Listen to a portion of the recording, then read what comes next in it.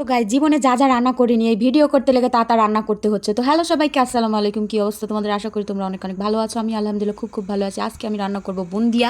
তো বুন্দিয়া বানানোর জন্য লাগবে হচ্ছে আমার বেসন। তো তারপর বেসনটা এমন করে ফেটাতে হবে, ফেটাতে ফেটাতে একদম সাদা করে ফেলবে, যতক্ষণ না তোমার হাত ব্যথা শুরু হয়ে যায়। যখনই বুঝবা তোমার হাত ব্যথা শুরু হচ্ছে তখনই এই যে বেসনটা ফেটানো হয়ে গেছে। তো আমার বেসনটা ফেটাতে ফেটাতে একদম সাদা হয়ে গেছে। প্রথমে যখন পানি দিয়ে গুলছিলাম তখন হলুদ ছিল।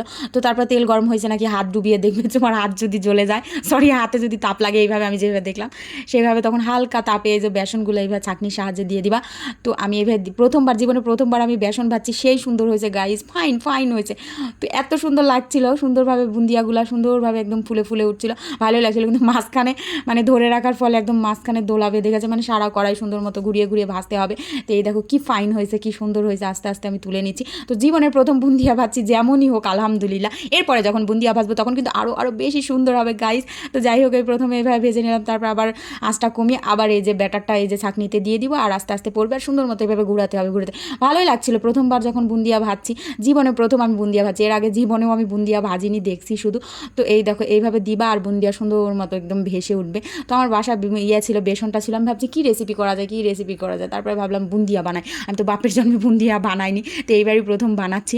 তো এই দেখো এক জায়গায় যখন ধরে রাখবো তখন এই যে দলা দলা হয়ে যাচ্ছে, যেন সারা করে সুন্দর মতো ঘুরিয়ে ঘুরিয়ে ঘুরিয়ে ঘুরিয়ে এইভাবে করতে হবে। আর বুন্দিয়াগুলো একদম তেলে পড়ার সাথে সাথে উপরে উঠে আসবে ভেসে ভেসে।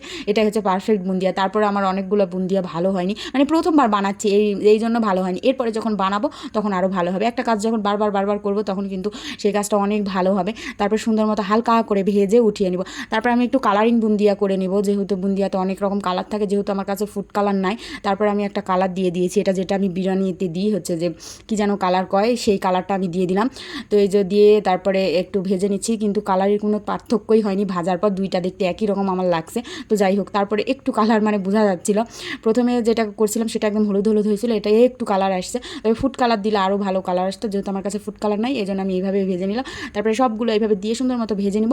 ভেজে নেওয়ার পর চিনির শিরাটা করে ওর মধ্যে ডুবাতে হবে। একদিন জিলাপি বানাবো। আমি তো ভয়ে জিলাপি বানাতে যাচ্ছি না, কারণ আমি তো কোনো প্যাচই দিতে পারি না। জিলাপির যে কী হবে আমি ভাবছি, jalebi A B C D ক ক যাই হোক সেটাই বানাবো। ওই প্যাঁচ দিয়ে যে জিলাপি বানাতে হবে তার তো কোনো কথা নেই। তারপর 1 কাপ চিনিতে 1 কাপ পানি দিয়ে দিলাম। তারপর পানিটা সুন্দর মতো জাল করবো। জাল করে যখন পানিতে বলক চলে আসবে তখন এই বুন্দিয়া কিন্তু একদম গরম গরম এর মধ্যে দিয়ে দিতে হবে। তারপরে এটা দিয়ে রেখে দিতে হবে। তারপরে বুন্দিয়া একদম ঝোল সব চুষে একদম টইটুম্বুর হয়ে যাবে। তারপরে খাওয়া। এই যে যখন বলক উঠে আসছে তখন একটু লেবু চিপে দিব, তাছাড়া আবার জমাট বেঁধে যাবে চিনির শিরাটা।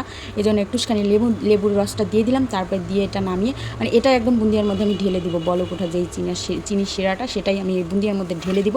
তারপরে এটা ঢেকে রেখে দেবো 1 ঘন্টার মতো। তারপরে তোমাদের দেখাচ্ছি কী অবস্থা। এই দেখো একদম বলক ওঠা অবস্থায় আমি এর মধ্যে মানে ঢেলে দিলাম।